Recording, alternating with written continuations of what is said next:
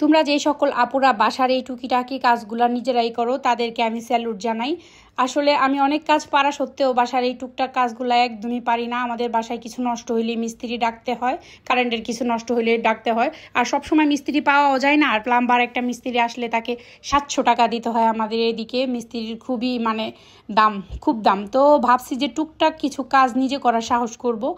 এই ট্যাপটা আমাদের প্রায় 1 মাস যাবত নষ্ট, অনবরত পানি পড়ে পড়ে একদমই পানি অপচয় হচ্ছে। তো আজকে একটা কাজে বাসায় আসছি, আইসা দেখি এখনও নষ্ট, মায়ে এখনও ঠিক করাইতে পারে নাই।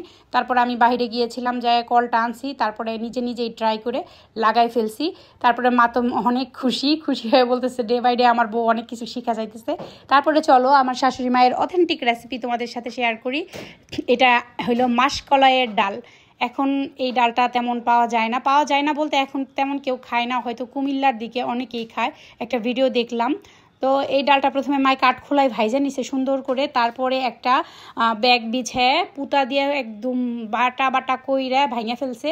তারপরে চুকলা ফালানোর জন্য এইভাবে ঝাইরা নিতেছে। ঝাড়ার পরে মা বলতেছে লাভলি একটু কম ভাজা হয়েছে। দেন মা আবার কড়ার ভিতরে নিয়ে সুন্দর করে ভাইজা নিতেছে। ভাজার পরে ঝাইরা সুন্দর করে ধুইয়া ভিজায় রাখবে মা, ভিজায় রেখে তারপরে বাটবে। এই দেখো এখন কি সুন্দর লাল লাল হয়েছে। আর একটু লাল লাল হইলে ঘ্রাণটা অনেক ভালো হয়। এখন মা এই যে পাটায় সবটুকু বাইটা নিল, তারপরে মা এই যে দিয়ে দিবে চুলার মধ্যে, পানির সাথে গুলাইয়া সুন্দর করে দিয়েছে সাথে লাউ দিলে অনেক মজা লাগে। আর আমার মায়ের লাউ দিয়েই খাইতে চাইছে। আসলে আমার শাশুড়ি মা, আমার মায়ে অনেক কিছু টুকটাক আমার শাশুড়ি মায়ের কাছে খাইতে চায়, তখন রান্না করে দেয়। আমার শাশুড়ির এই ঋণ আমি কোনোদিন শোধ করতে পারবো না।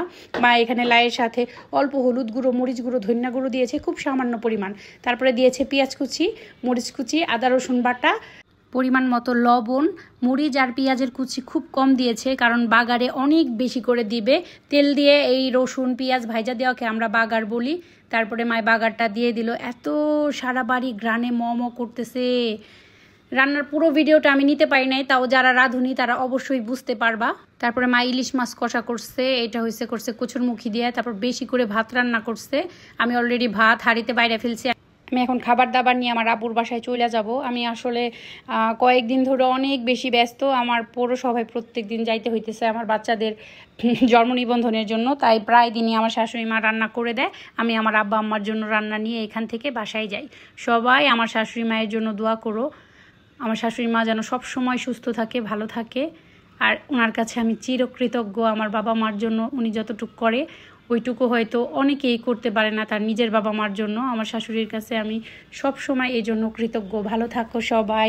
আল্লাহ হাফেজ, আসসালামু আলাইকুম। যদি রেসিপি ভালো লাগে তবে অবশ্যই একটা কমেন্ট করবা।